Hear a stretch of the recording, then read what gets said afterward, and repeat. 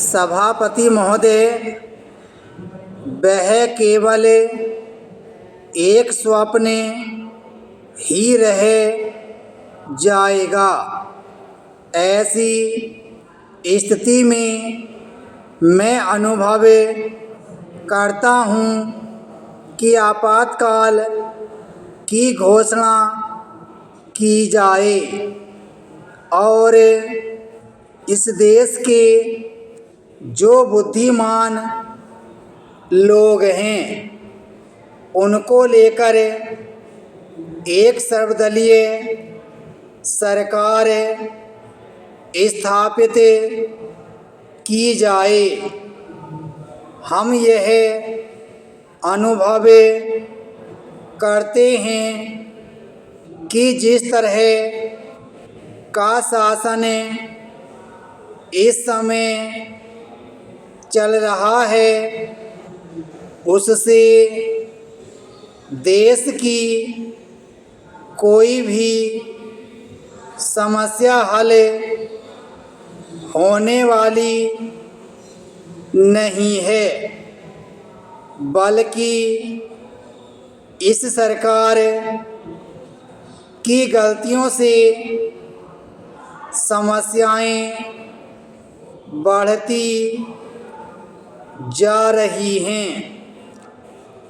राष्ट्र की आंतरिक सुरक्षा के विषय में जो बिल मंत्री महोदय ने प्रस्तुत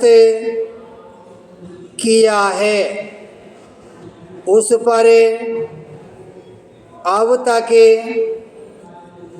जितने भी भाषण हुए हैं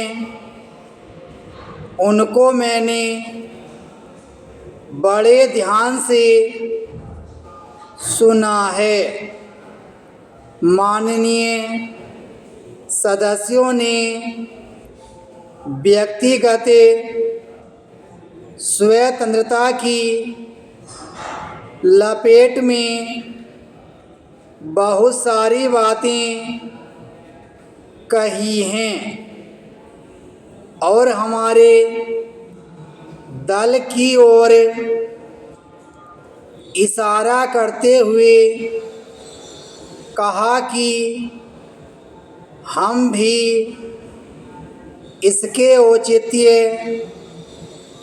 के संबंध में फिर से विचार करें। मैं जहाँ तक समझ पाया हूँ हमारे गृह मंत्री जी को इस बिल को प्रस्तुत करने में कोई सुख नहीं हुआ, बल्कि वर्तमान परिस्थितियों को दृष्टि में रखते हुए उनको दुख हो रहा है। आज जब हमें नागरिक सुरक्षा, व्यक्तिगत सुरक्षा और स्वतंत्रता की बात करते हैं तो सबसे पहले उसमें व्यक्तिगत सुरक्षा की बात आती है। प्रत्येक नागरिक इस राष्ट्र की अपनी सत्ता में रहकर सुरक्षित रहना चाहता है। हमने इस बात की सुरक्षा अपने संविधान में दी है और हमें यह आशा करते हैं कि राजनीतिक दलों में आपसी मतभेद होते हुए भी राजनीतिक मतभेद का आदर होना चाहिए।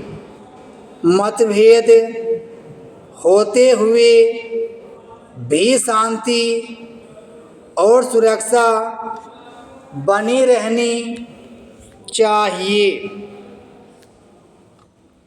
माननीय सदस्य पूछते हैं कि ऐसी कौन सी साधारण परिस्थिति आ गई थी जिसके कारण आपको नज़रबंदी बिल लाना पड़ा। मैं आपसे कहना चाहता हूँ कि क्या ही अच्छा होता यदि नेहरू जी की उस बात को उन्होंने लोकतंत्र के संबंध में बहुत वर्ष पहले कही थी, आज भी स्मरण रखते। उन्होंने एक बार कहा था कि लोकतंत्र के संचालन और दायित्व निर्वाह में अगर किसी प्रधानमंत्री को बार बार पीछे मुड़कर देखना पड़े